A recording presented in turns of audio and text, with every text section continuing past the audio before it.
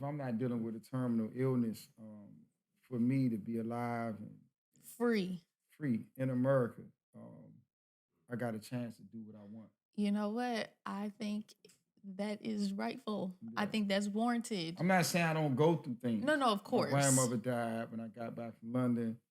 Um, my uncle died before my show this year in Oklahoma. Oh no. But you know, I can feel immense pain, but I still choose to be tend with the pain. Suffering is just an emotion. If it's physical, it's a choice. If it's not physical Mm-hmm. pain, then I'm choosing to suffer maybe because I'm going through a divorce or my grandmother died or but if I do suffer, I want to suffer at a 10. I don't want What to makes you suffer a at 10 a though?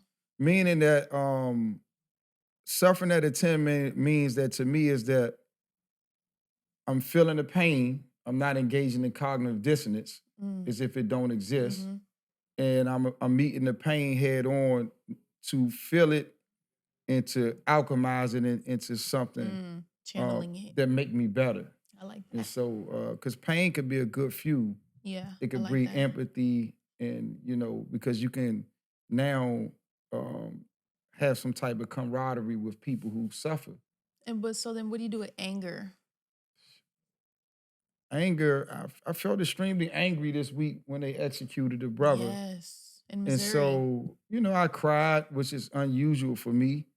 I did a painting, and with me with anger, of course, I'm a human. Sometimes I'm driving, I may curse somebody out, but most of the time, I put it into the creativity. I Mm-hmm. understand that it's dangerous though, but just through my 44 years of practice, you know, at my stage in life, I'm no longer throwing tantrums, Yeah, we right? kind of have to stop that. Yeah. You're So, right. and that to me is like not to engage in agenda construction, but Yeah. it's kind of like a woman thing. I feel like it's just a little kid thing. Yeah. Summertime production, summertime fine. She got a pretty mind, a Howard alumni. Here to talk about what's going on and why throughout every season, winter, fall, summertime. You know she's All right. I hope you all have been listening thus far. I know you didn't get an intro yet, but hey, everyone, welcome back to another episode of Summertime. I am your host, Sommer Hill, and today I'm here with artist Halim Flowers.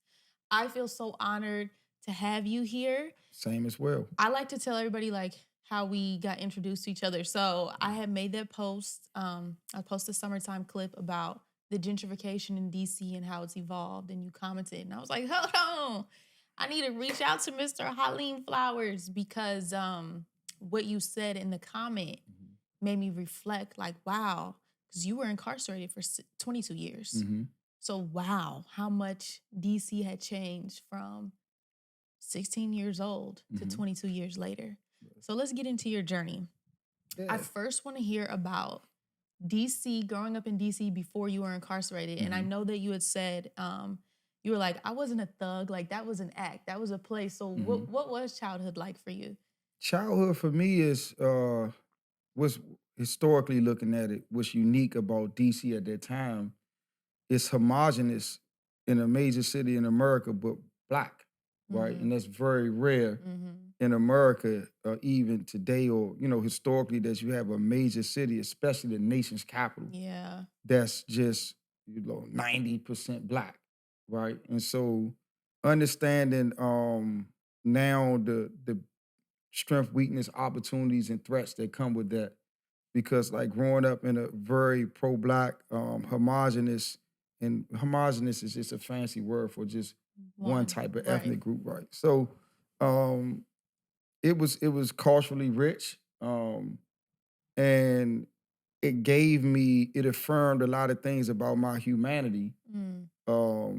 in a way that the world would see me abroad, that conditioned me to do what I do globally now, and to be able to Mm. move through corporate America in the fine art and fashion industries without feeling a need to justify my existence, I right? love that. So what were some of those things that were affirmed for you?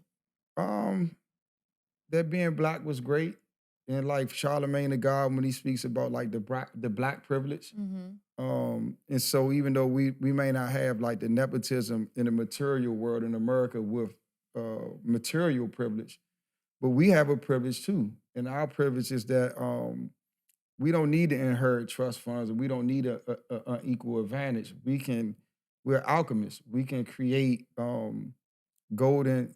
We can take base conditions and create golden opportunities. So you see bebop, hip hop, jazz, Mm-hmm.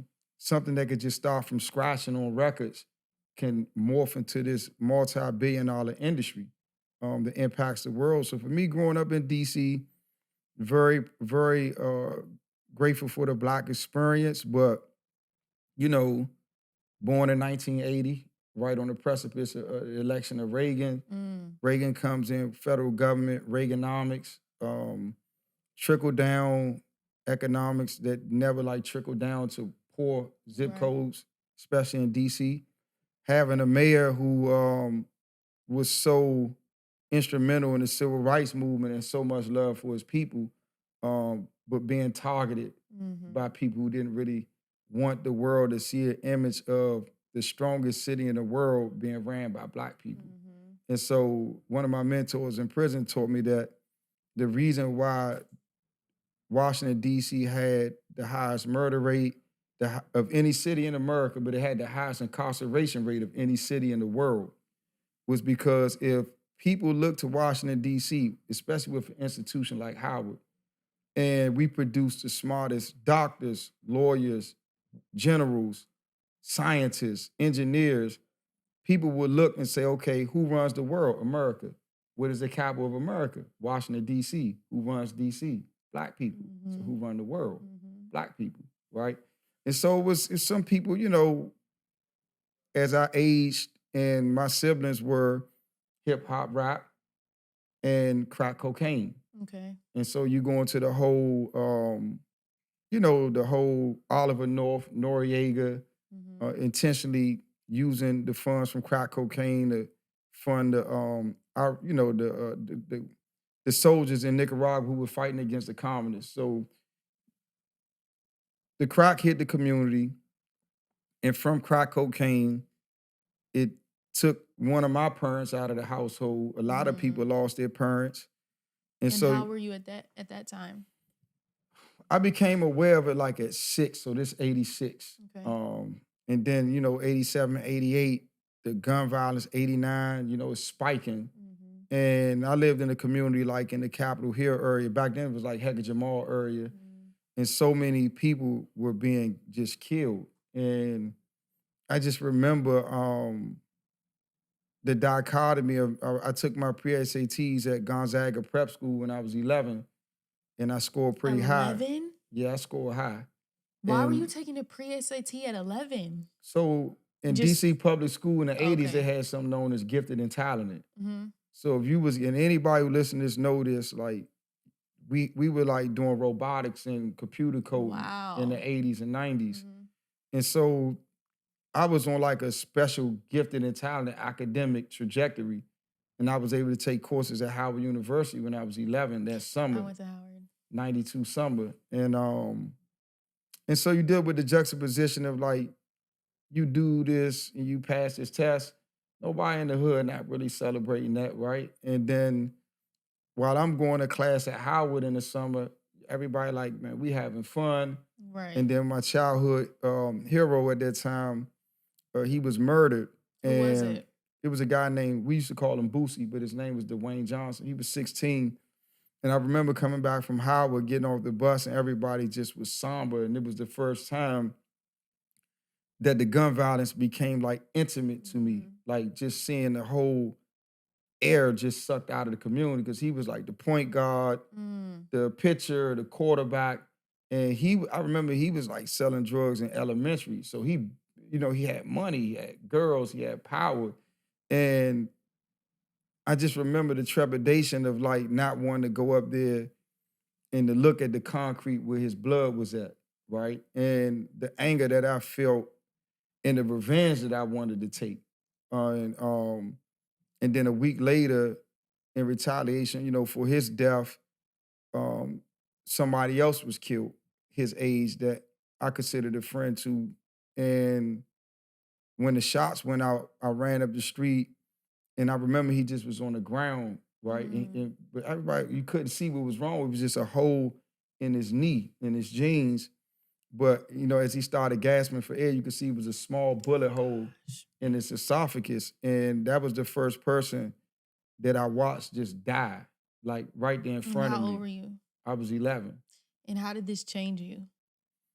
For me, it made, because at that time, the only art in cinema that represented what we were going through was colors, Mm, right? And so it made colors more visceral.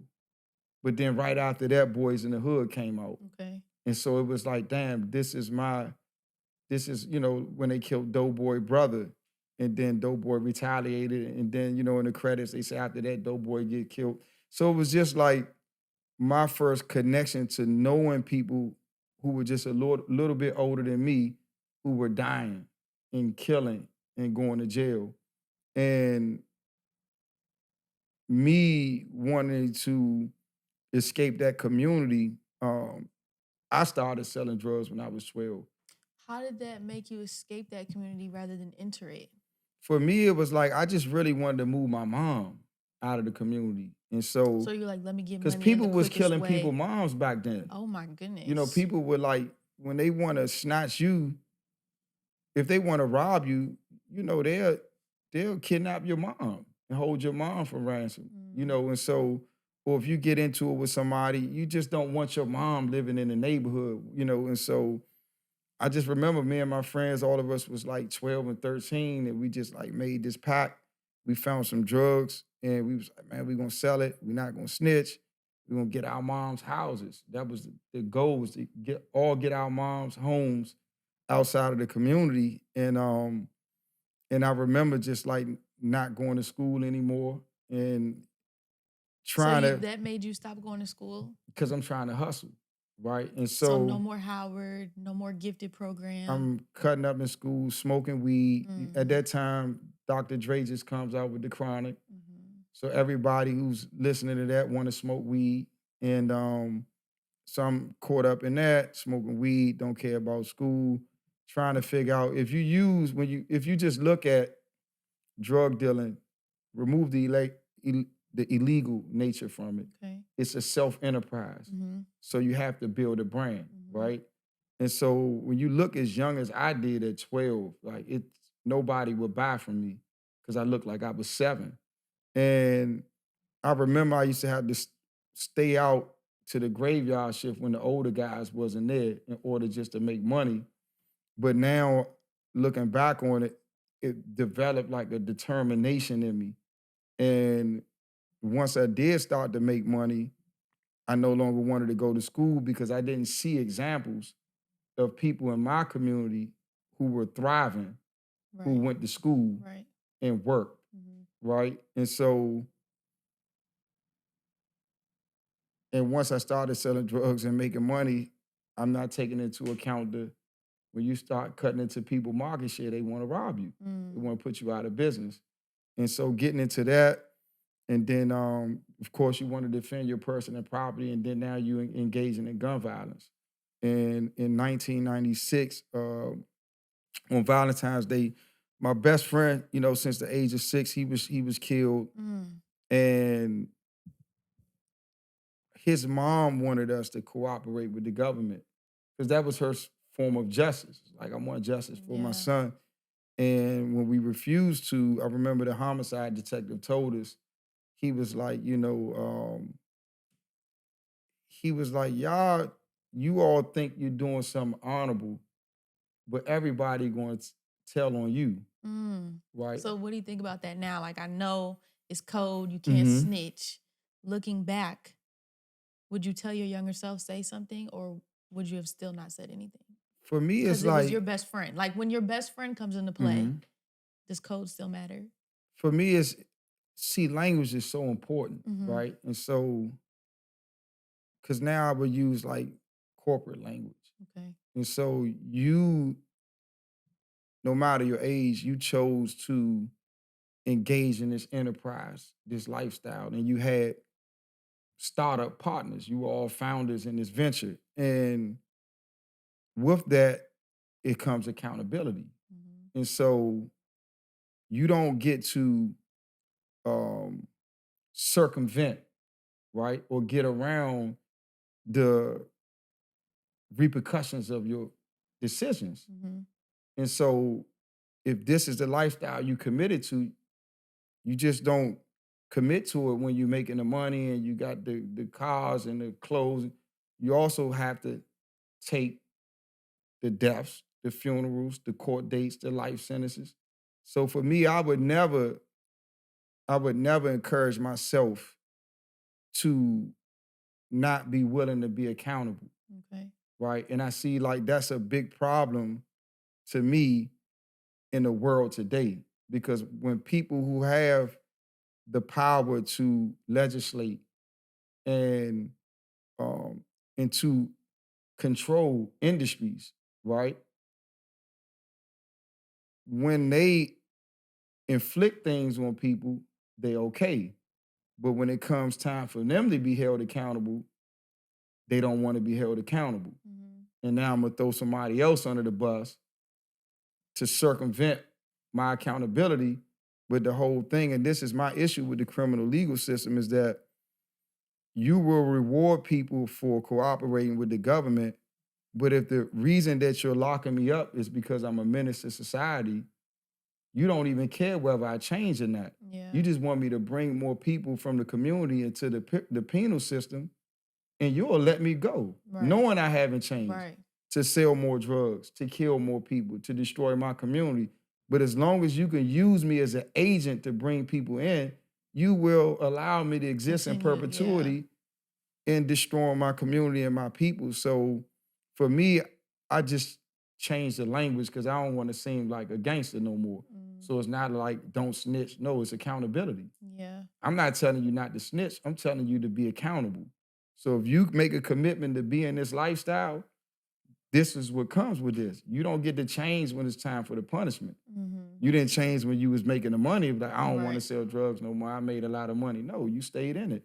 And so for me, it was unfortunate that I didn't have the language at that time to articulate that to, my brother's mom that way.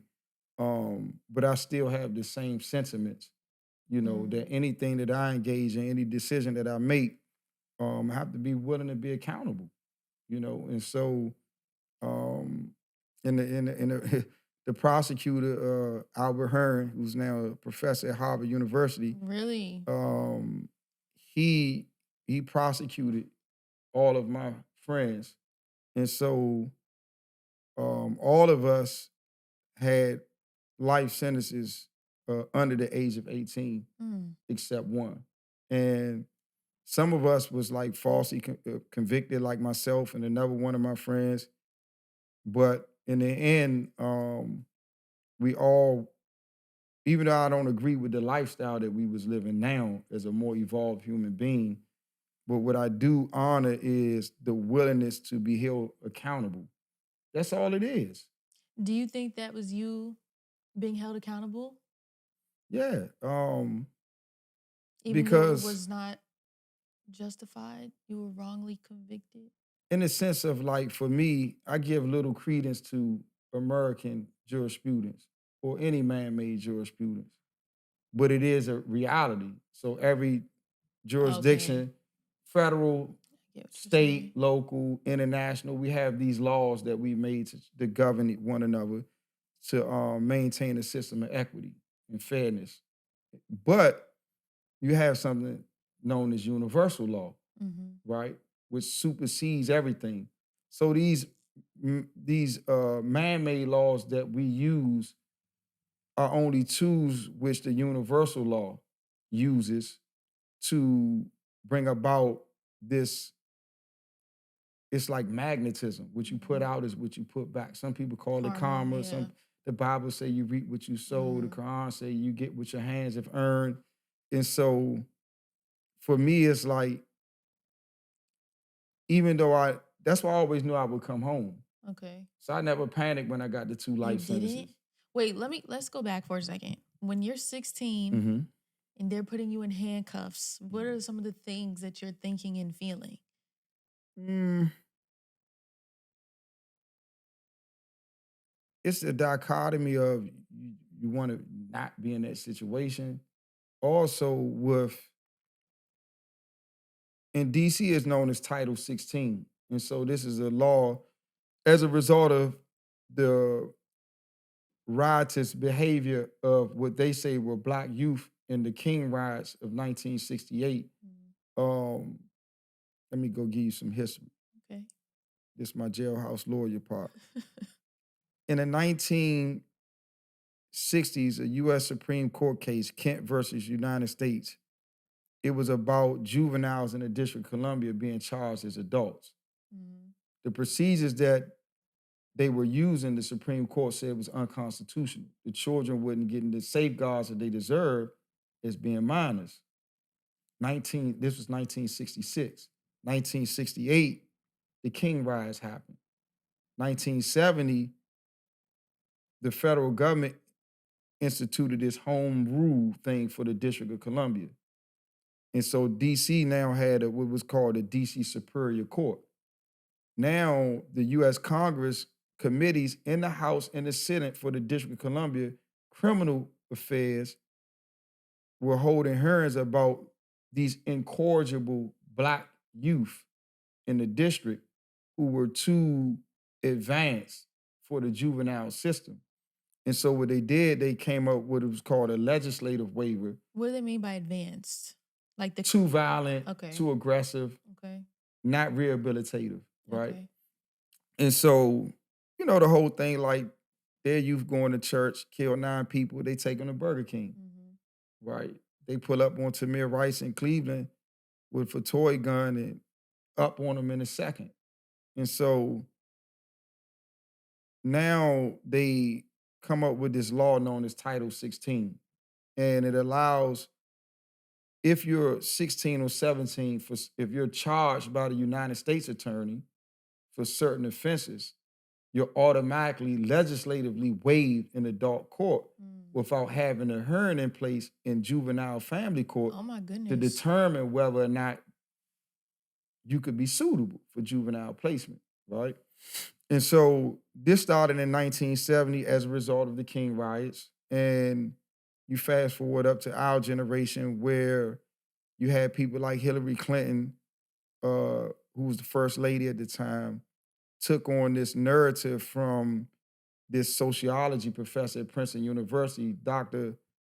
John DeIliou, who created this conceptual art essay about youth in America, and particularly those who will be constructed as black and brown, being these super predators and fatherless, godless, jobless, And as a result, him writing that, the first lady, the president, Senator Biden at the time, they come up with this 94 crime bill.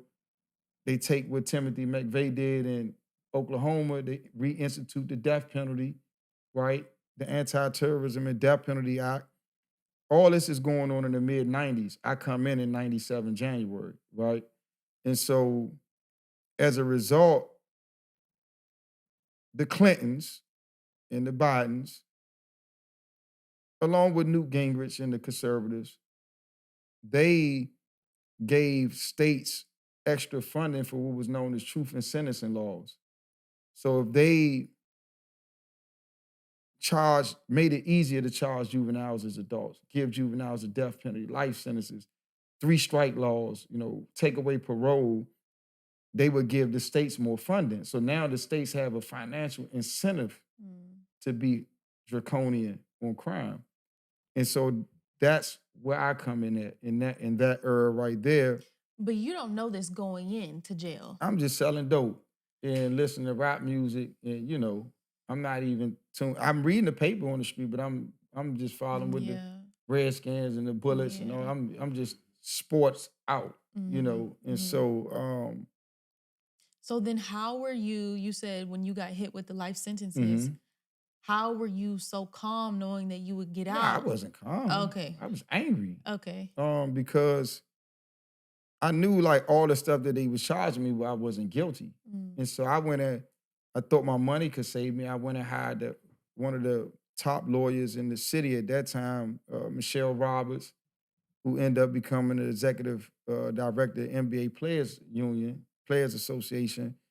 And but I didn't know that they could, by them charging me as an aid and abettor. So they saying that I was with my friend when he shot someone and killed someone. And so Which you were not. I'm like, I'm not. So let's fight, right? So they offered me a plea. If I cooperate with them, they'll let me go to testify against him. So of course I'm not taking that. And then before trial, my lawyer was like, man, you know my client not guilty. He was like, I know, but he didn't help me on.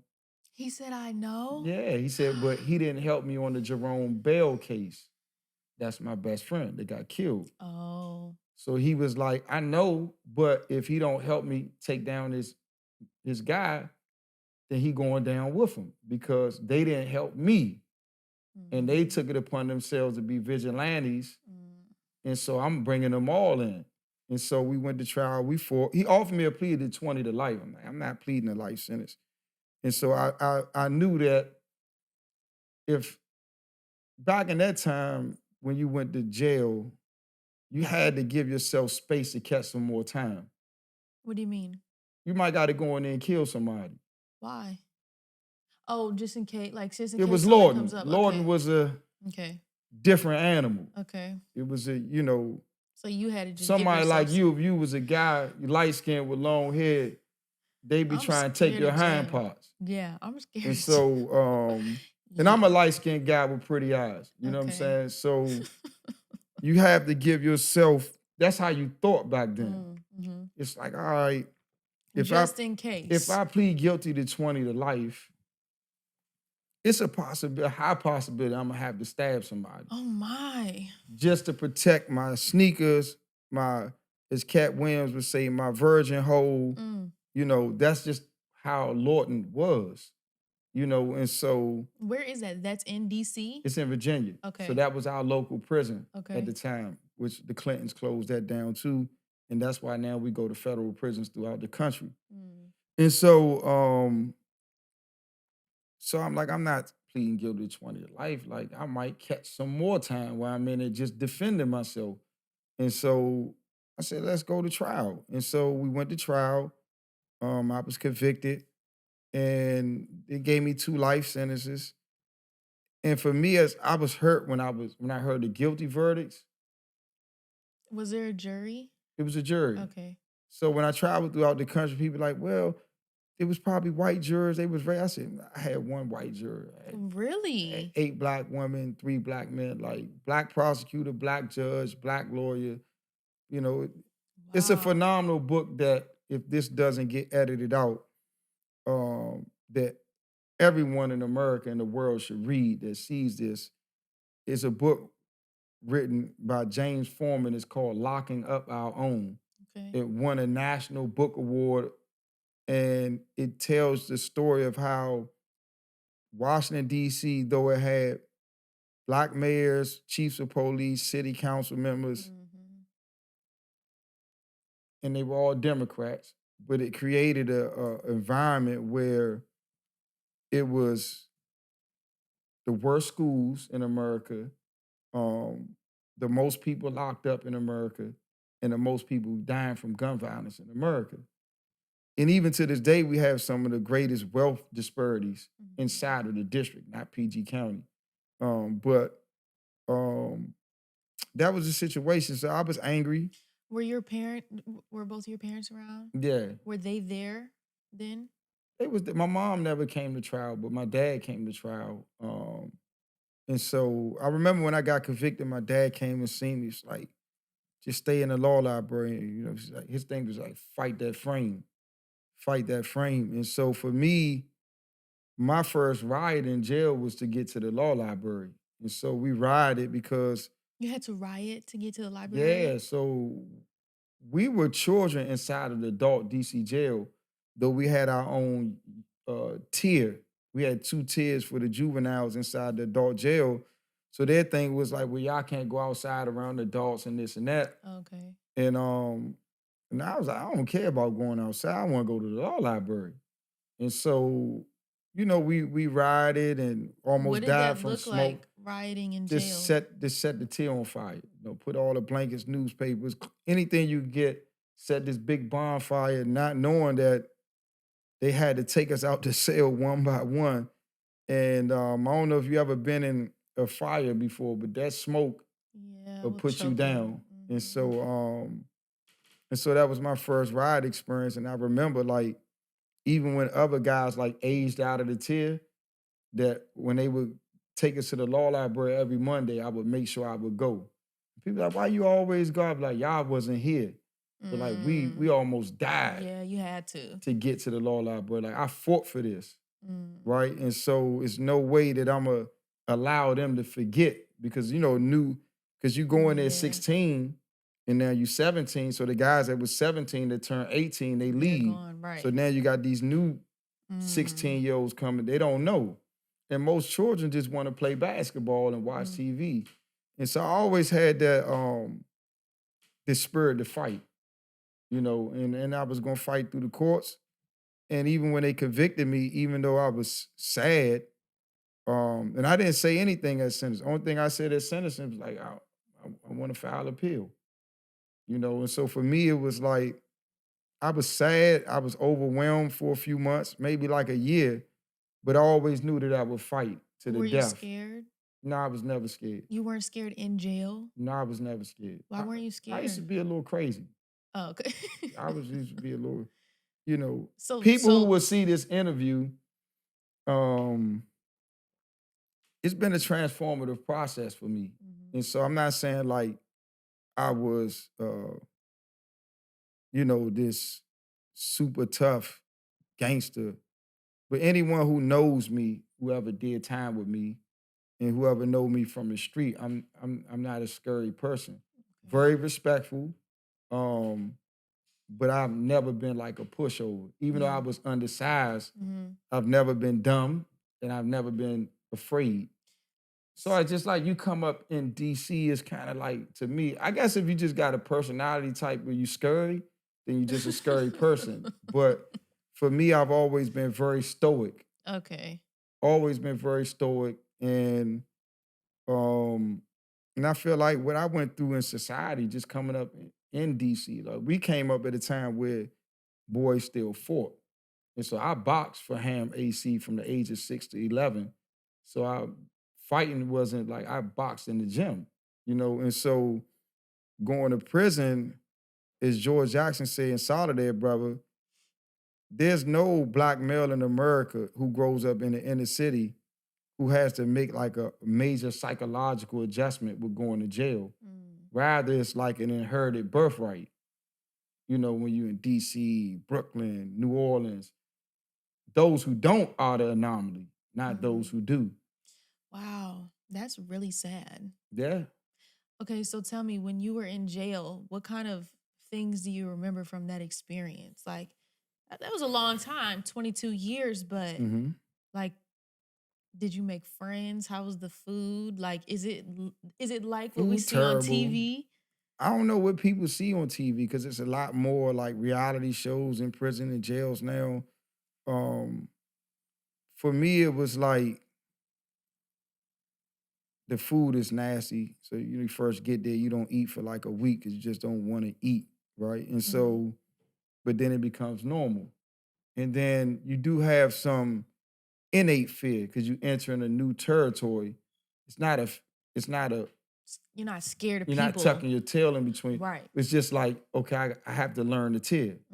I mastered my neighborhood, and I knew in my neighborhood it's like you got to do this, do that, have your gun, this and that. But now this is a more tight environment, and so I need to learn like what is the culture of the violence. And what was it? On this tier. And back then we had, those of us who was on we call it the juvenile block, the DC jail in the 90s. You had the top right versus top left. And so you got these two tiers, top right, top left. it was this historical, it's like, what's the families in West Virginia? It's like this, it's generational with these kids. And so to get to the phones in the basketball court on the bottom floors, you have to like go down the tier. So the tiers are closed off. And so say like if the because we only have like one phone on our tier, but it's phones on the main floor. So you might be like, "Hey, CO, let me down, use the phone." Like, all right. But if the COs don't like you, they'll be like, all right, cool. They let you go down, use the phone. They'll keep your tier door open until you get in your conversation. You didn't got into your conversation. You didn't hear they close your tier door and they open the other tier door. So they run down on you and stab you. Why would they do that? So like the police, the people that were working there were in on the drama too? I mean, just look at it. The only frame of reference that we have in America for justice is violence. Violence and inhumane. If something happens to a person, we'll finally been served. Like we have justice, right? Say if the guy who killed George Floyd, he gets convicted, the Black community celebrate. Oh, we justice is served. Oh, hallelujah, just. But we the main ones talking about abolish prison systems, right? But when something happens to us, the only frame of reference that we have for justice is somebody rotting in prison, right? And so the people who work in the prisons, they condition them to see us as less than human. Because if they don't and they see us as human, it will break their hearts to see kids. It's like these kids, like he's gonna get these kids life sentences. They're literally kids. And so you have to adjust your psyche when you're working inside a penal institution in America to justify working in a space that treats people less than human beings. So did that ever happen to you? Did you ever get stabbed? No, I never got stabbed. I'm thankful. Good. Did you ever get in any fights? I got into a few altercations throughout the 22 years. So what do you think is the correct form of justice?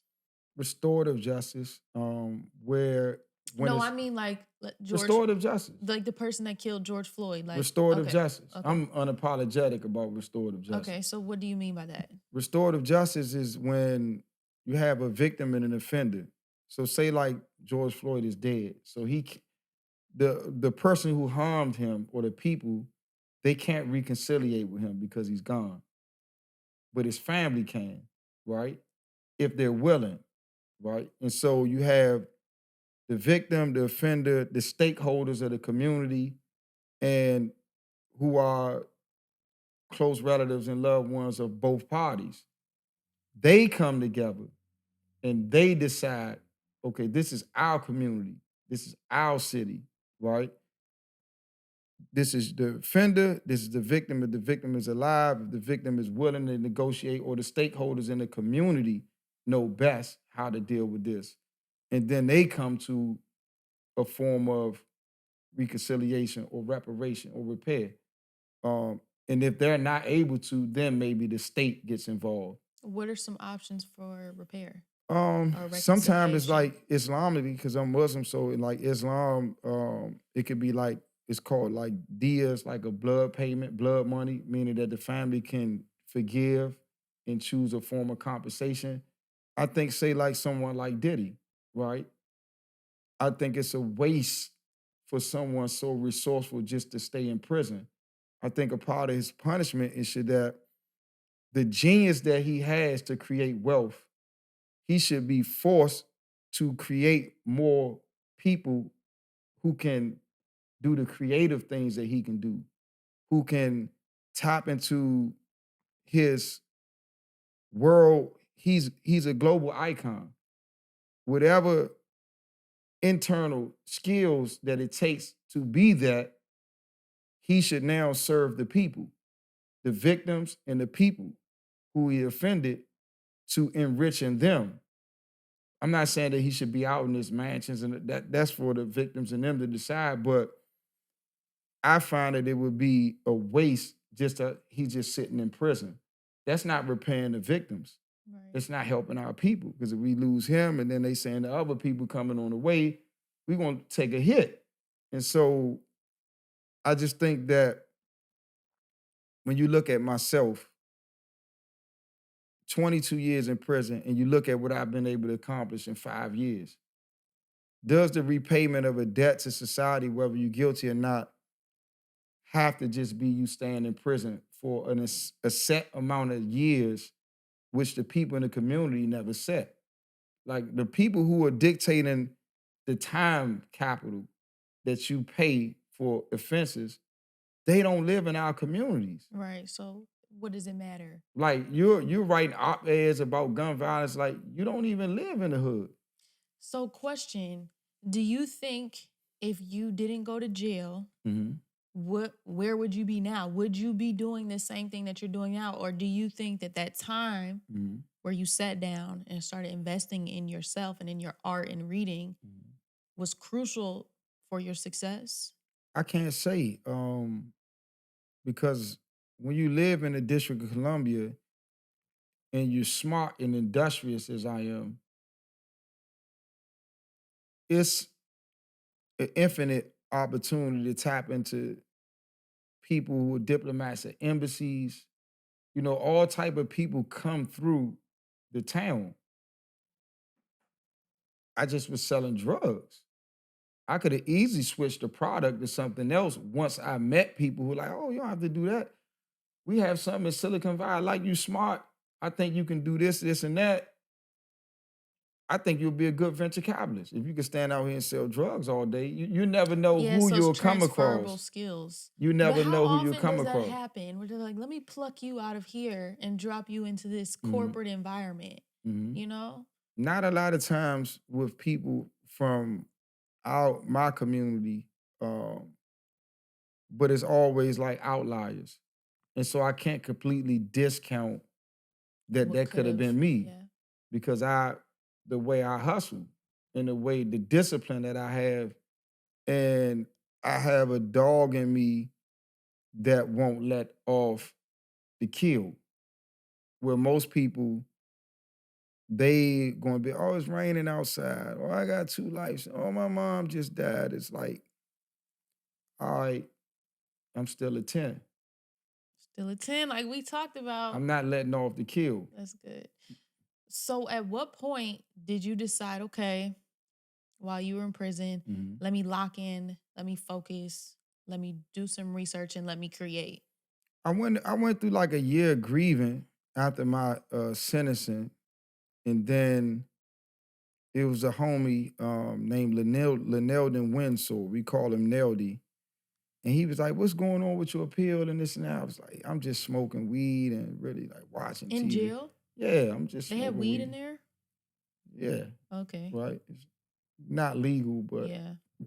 so I'm in there just smoking weed and watching sports and kind of like engaging in some form of cognitive dissonance. I know that life sentences exist and I know I'm going to fight, but it's like, well, my appeal lawyer got it. You know, I write him every now and again, and I'm making excuses to not be proactive. I'm not being Mm-hmm. accountable. Mm-hmm. I'm giving the control of my life to this appeal lawyer that I didn't even pay for. And so once I went through that year of, just now looking back on it, was just a year of grieving. And then I started to get back on my workout. Neldy, he wrote my appeal lawyer for me and got my transcripts. And once I saw him take initiative in my life, it's like, nah, can't nobody Right. outwork me in my life. Right. But he did that. He did that. And I honor him to this day for that. And that was like, I remember like one night I got high and I just got depressed, smoked some weed in prison. Like weed just make me depressed. And I was like, man, I'm not really working out like that. I'm not praying. I'm not, educate myself. And I remember that day, from that day forward, I said, I'm at least make one prayer a day out of the 5. I'm going to get my GED. So my mom sent me a GED prep book, and I'm going to work on my case and I'm going to work out every day. And that was in 1999. And I've been praying 5 times a day since then. Every single day you've I been work doing out that? 3 to 5 times a week since then. Okay. And now I don't have to like go to the law library, but I could just focus on self Mhm. work Mhm. and branding. Mhm. Because so much of the branding in my business is from myself. And so that's why I don't really look at myself as an artist anymore. I look at myself Mhm. as like a wellness expert. And the people Okay. like, what do you mean you do the paints? When you really look at my art is promoting wellness. Mm. And so if you're in the business of art, the marketing can go up and down. But when you live in a country like the United States of America, where pretty much the majority of the population in society has become convinced that they can't live a happy life either without narcotics, alcohol, antidepressants, therapists, or psychologists or counselors. And on top of that, the obesity rate, right, from a lethargic lifestyle that we live, it will always be a market for wellness, right? Because most people in America are just depressed. And that's why they don't have the energy to work out because they don't eat the foods that give them energy. And they don't take in the content that makes Mhm. them healthy and loving and energetic. They take in content that's Gaza and Ukraine and this person's killed by the police and they don't know how to balance that. And they don't know the harms of having that type of psychological diet where you're using this ever-present screen and you taking in negativity and you holding it in your hand where your chi comes in and out. And so for me, it's like I'm in the business of wellness. And when I was in prison, I locked in at that moment in 1999. And from there, it's like when I started writing poetry, started my publishing company in 2000, While you were in prison. 2005. So we're coming up on almost the 20th anniversary of that. And and that was it. Like I started publishing my books. I had a great mentor in there who not only gave me the game on how to be a efficient jailhouse lawyer and helped me to get one of my life sentences back in 10 years off the 40 to life sentence. And but he also had his own publishing company. Mm. Uh, Michael Norwood, known as Minka from Newark, New Jersey. And so I just started publishing my books, and instead of selling drugs, now I was selling knowledge. And I knew like when I let's say like when I wrote the book Mind Over Matter, it's like, and I wrote in the preface of the book, it's like I know people gonna say if it's mind over matter, then why are you still in prison? But I was like, if I don't die one day, I'm not gonna be in prison. I'm gonna be extremely successful Mhm. because I know that the law of attraction, the power of how we think is real. And I knew like the when I locked in 1999, the consistency to pray 5 times a day, no matter what you're doing. At that time, it was easier because I was in 23 and 1 solitary confinement. You were locked up for 23 hours a day? hmm Why? Well, when I was convicted, they sent me to a maximum security. It was known as like behind the wall. So that's what they call it, Lorton Maximum Security Facility Why? They thought you were like because of my violent? time, Oh. my time. And I was violent initially in prison when I was Oh. younger. So I was locked down for 23 inflicted. hours a day? Yeah, you only come out the cell for an hour rec, Monday through Friday, and you only come on the tier to shower 3 days a week for 20 minutes. So some days you might go outside and work out. You don't come out for a shower. So you got to wash up in your sink in your cell. And you have 20 minutes to get in the shower and use the phone 3 days a week. How did that impact your psyche? Um, Was there any sunlight in there? Not it is and it's not. You have to see the architectural design of behind the wall. You can still go down there and tour. But Mm-mm. um one thing I could say is like community. And so when you're in community with other people at that time who have been in for 10, 15, 20 years, 30 years, and everyone is suffering, but they suffer with grace and dignity in the sense that they're still fighting to get out. They're not losing their sanity. If they are, you don't see it chipping away. And having mentors who, before the Clintons took the Pell Grants out of the prison system, in the 70s and 80s and early 90s, before the Clintons, you could get a Pell Grant for college education. So I had the opportunity to have access to guys who, when they were in the feds in the 70s and 80s, they had doctorate degrees. Really? So you talking about some of the most brilliant and dangerous men. Like, these guys knew how to make bombs and knew how to like make like, they knew how to take newspaper and put Ajax on it and roll it up and make like concrete slapsticks. And so, but for me, they all saw something in me. And, not gonna say they didn't allow me to, because I was my own man, but They try to guide you. yeah, and I'm a nerd. And so very rarely did they run across someone so young. I'm 17, they're like 30s, 40s, 50s, but that can read at the pace that I could read and engage, with comprehension on the literature. And so they like fighting for my attention. It's like, man, read this, Franz Fanon, George Jackson, read The Wealth of the Nation, Karl Marx. So they got me reading all this literature. That was keeping you entertained. It was preparing me for today. And so for me, it's like you said, I locked in, and once I locked in, I had access to the best men that African Americans have to offer. It's just that these are the vanguard. So like, if a race ride, everybody concerned with Trump, right? 2025. Are you concerned? Not at all. So been through worse. So, but say if it jump off, it's a race ride. Who you think the men in the Black community, right, that's gonna be able to defend and protect the women and children?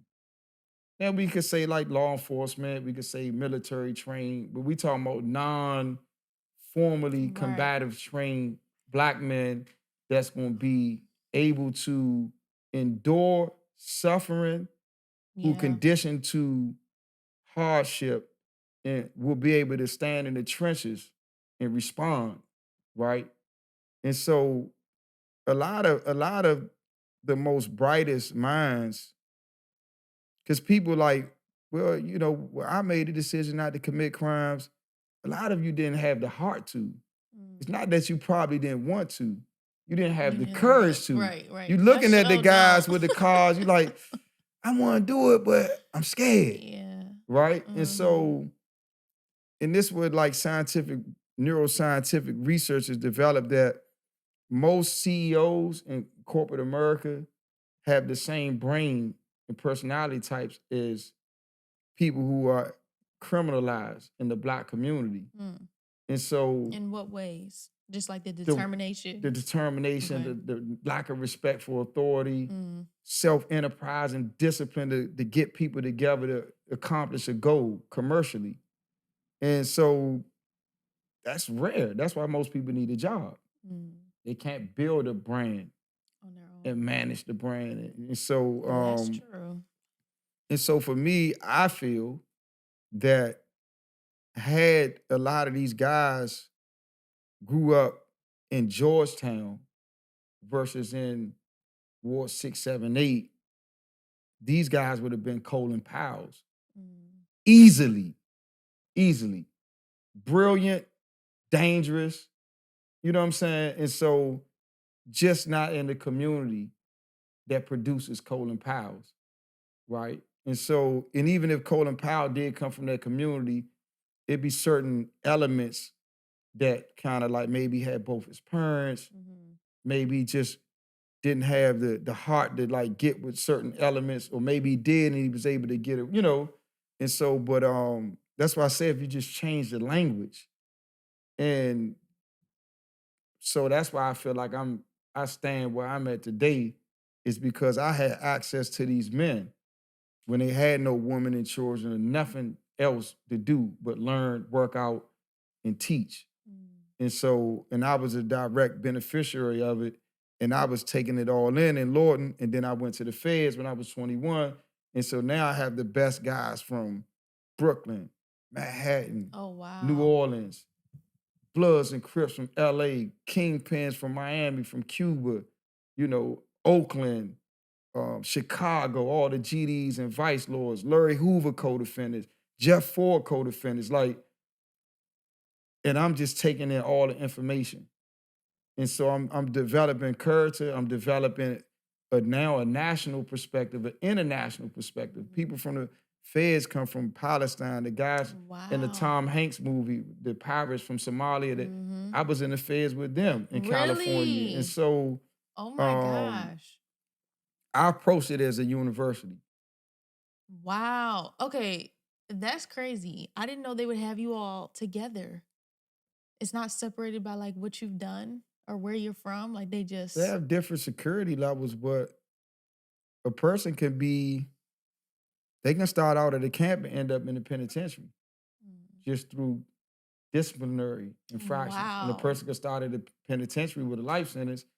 They get their life sentence back, and now they got 2 years left. They can end up in a camp. So, okay, so that was 22 years of your life where you were in there. Mhm. What is your overall like? I look back and I think what? The key to life, specifically with prison, generally in life, no matter what you experiencing, what you are faced with in life, you have to develop the desire to embrace short-term torture for Mm, long-term gratification, okay, right? And okay. so working out, I was just in Ojai, California with a black billionaire who owns the biggest farm in LA County, I saw that. That was beautiful. right? That was Dr. was that Dr. yesterday? Bill Rutherford. That Oh, was 2 weeks ago. okay. 64 years old. Gets up every morning. So every property that he buy, he gets the workers to build a hill, Mm, right? And so we begin on one property, say, okay, we're gonna go to this property. I just bought this 62 acres. Da, da, da. We go there, it's mountain. So you walk halfway up the mountain, you get to the other halfway, you walk, you come back down halfway, then you sprint twice. mm, You come down from that, then you say, okay, we're going back to the winery, the vineyard. And then it's a smaller hill, but you gotta walk with weights in your hand or pull a sled with weights, right? And he's 64 and he going step to step with me. And so what this does, because I felt like I was about to die the first day, but I You embraced did it that. multiple times? Yeah, I embraced that because the next week I had an event in San Francisco and I'm with the rich housewives of the Silicon Valley billionaires, and the wives take me to hot yoga Mhm, and they put me directly in front of the mhm. heater. And I'm like, I'm feeling like I'm about to die. I'm going out the It's no room, coming joke. back in, going. Yeah. But the next morning, I was there before all of them. Mm. I was like, I want to smoke because in life, even taking cold plunge, I never thought I would do cold Oh, I plunges hate now, those. right? I do too. But the benefit in it is when you push yourself to short-term torture Mhm. that you know is adding benefit to you, Right. you're willing to go through short-term uncomfortability consistently for long-term gratification. So if you're building a podcast, if you're building uh, a company, if you're building yourself, you're building a family, a home, to maintenance this, you're going to have to experience people, places, and things that make you sometimes extremely uncomfortable. And you have to be able to breathe through it and endure and to be able to take those base conditions and alchemize it into golden opportunities. And so for me, I take myself through these things because it's building character. Mhm. I'm showing myself that before anybody else do it, I'm going to torture you Right. for benefit. And we're gonna go through this consistently until I die. Right? Wow. If it's raining, if it's snowing, it don't matter. You can't take my health away from me because I don't have to go outside to do push-ups and squats and pull-ups and all that is in my house. Mm-hmm. I got the little $100 treadmill from Amazon. I run on that, and so it's no excuse. So I'm dictating to my vessel. We're not doing a lot of fried this and that. We're not doing a lot of this. We're not accepting the dad bod. Mm-hmm. We're not doing that because my passion is the Black Wealth Initiative. And so I was at a vineyard yesterday in Virginia, owned by a Black man. Oh, that's what I saw. Right? Okay. That one owned by a Black guy too. And so, and I took a picture of all the people. It was event for the National African American History Museum of History and Culture. I took a picture. And I saw so many people who were obese with flabby arms, not judging them negatively, Just but an it was a observation. reality. And I was like, wow, this is like the Black Boule crowd. I said the number one impediment to Black progress is a lack of Black health culture. So when we vacation, like, oh yeah, I know I'm gonna gain 10 pounds when I go down there, instead of like, yeah, when I go there, I'm gonna be getting it in. I'm gonna be down lifting weights, I'm gonna be running, and so we just have to, those of us who are alchemists and have the gift of creativity, we have to create assets that shows what Black prosperity looks like. Like, we had the Huxtables, but Dr. Bill went lifting weights and running. We need a new imagery of what Black wealth looks like. Are you It's gonna not create money. that? I am Oh, creating you it. are that. I am that. Okay. Dr. I like Bill that. is that. I was talking to him today. I said, you are the epitome of Black wealth. You own land. You grow your own food. You have a doctorate degree. You're a doctor by trade who evolved into an investor, billionaire, right? You went to prison at the age of 50 for a bad business deal and came out and became even more wealthier. You're 64, you get up and work out on Zoom every 6 in the morning with your 1,200 employees. Oh, wow. So you have the best of both worlds. And so a lot of times in our community, the people that we've made leaders is because of their net worth. And if you critique, oh, they just hating. They hate because they got, nah, I'm not hating. Like, okay, he can make money, but what's his character? And so now when all these revelations come out about these people you've been idolizing and worshiping, you realize that these people, all they had was money. And they used their money not to really uplift the people.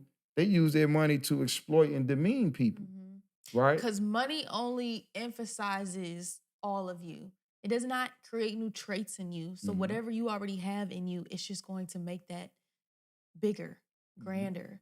So I have a question. And back to the post that you commented on originally.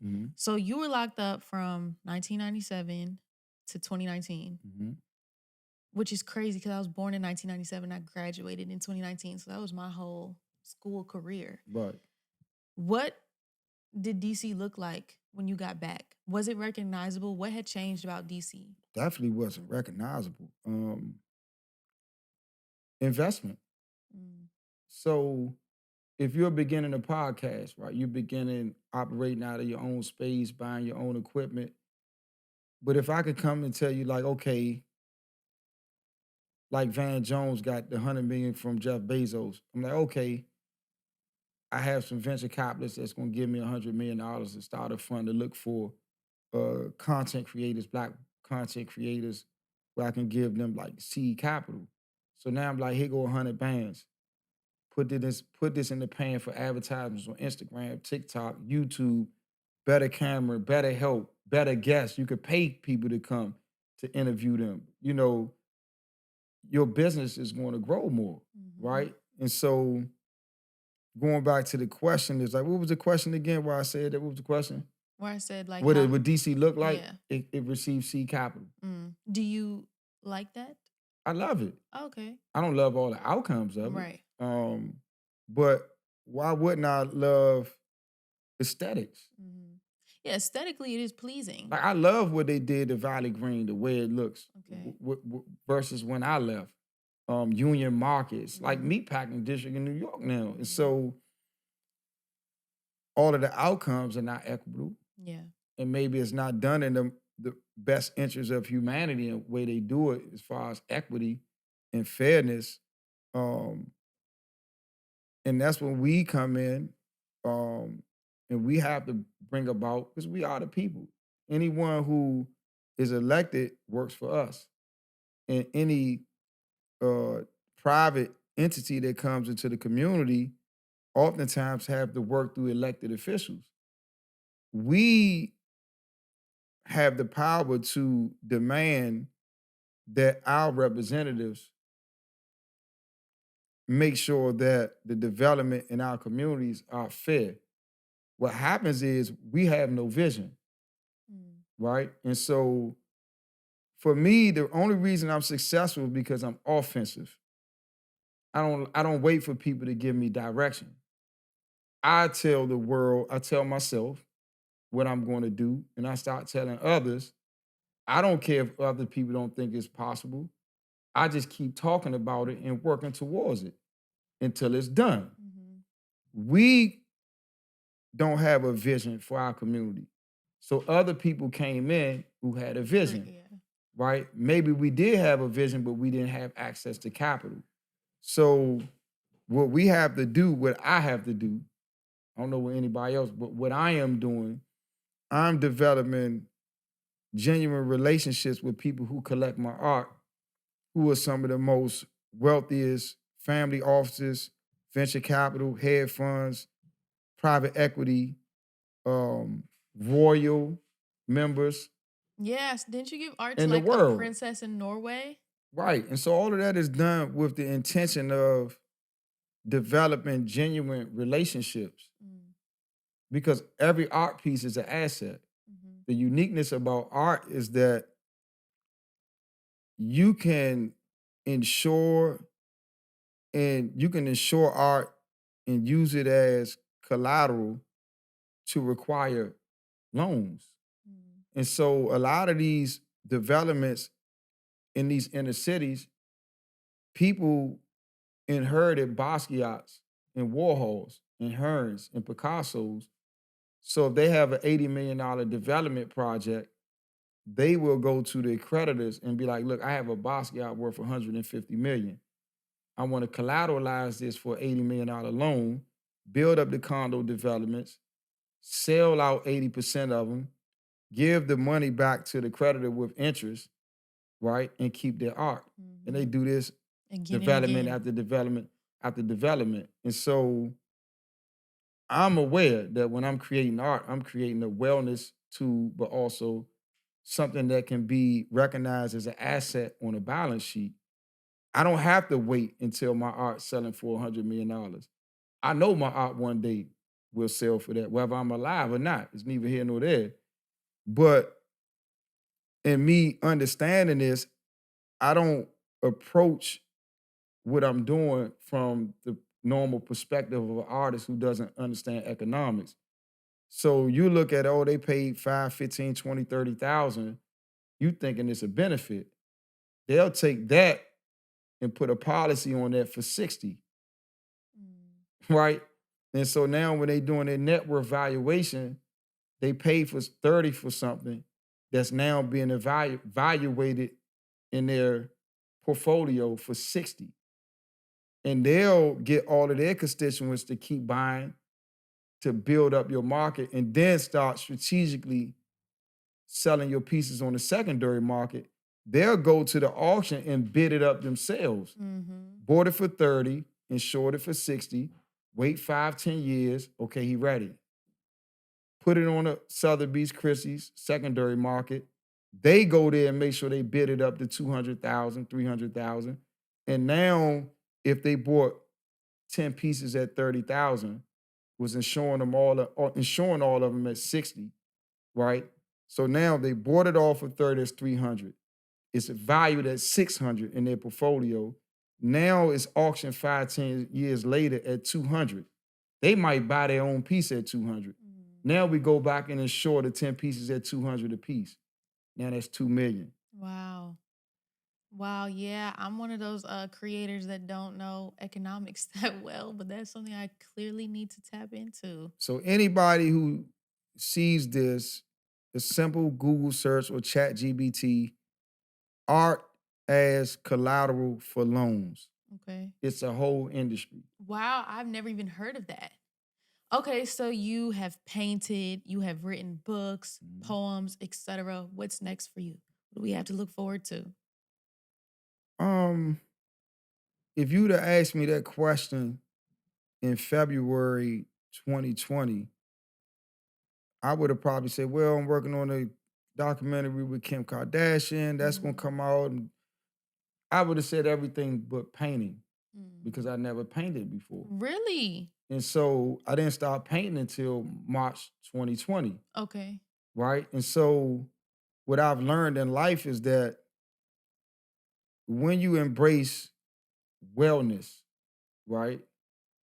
And emotional wellness, psychological wellness, financial wellness, physical wellness, and you have a mentality of abundance. So I don't know how the universe, God will decide to manifest that abundance of health and wealth in my life, but I know I'll be living with health and wealth. Amen. Well, I'm really looking forward to seeing all of the health and wealth coming your way. And genuinely, I appreciate you for sharing this story. Like, this is probably my new favorite episode because you just gave us so much knowledge. $1 million And worth of game. Can I yeah, give you $1 million worth of game before we end? of course. So this is, Give me some more. you know, Wallow and Gilly, Mhm. our two brothers. They give you $1 million worth of game. So this is a real life story. I have a solo exhibit at a small startup gallery in DC, OME DC, HOMME DC, Amir Browder. And so I have the solo exhibit. A lady comes in there, she buys a piece, we get to talking. She said, I'm gonna get 10 of your pieces before your prices get too high. And so me and this lady keep a relationship. At this time, she probably now, she had like 3 pieces, and then she got a job with the Biden administration being the director of the Pardon Attorney's Office for the Department of Justice. So when she gets this position, she's like, man, those paintings of you, those pictures when you were juvenile and you paint over top of those, which you got the shackle and chain. She said, make me like 5 small ones. I want to buy them from you and put them in my office.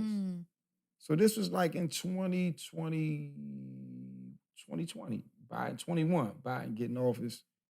And so a month or two ago, Kim Kardashian came to her office and saw my work and remembered me working with the doc. Because when I met Kim, I wasn't painting, Okay. right? So she films picture in the office. Oh, this Halim Flowers tagged me with the paintings, Oh, wow. right? And put it in her story. Oh, that's really sweet. So then I asked my manager in LA, I was like, how much does it cost to get a product placement from Kim Kardashian? And it's cost $1 million to get a story placement. Oh, my goodness. So that was $1 million gift. Wow, that is so sweet. What did you say back to her? Thank you. I guess that's it. Thank you. Because I know it was just from looking at the art and just being moved. So what's your message that you take from that you can impart on me and those listening? Always, what's the piece of game? The game is always be kind. Because be authentic.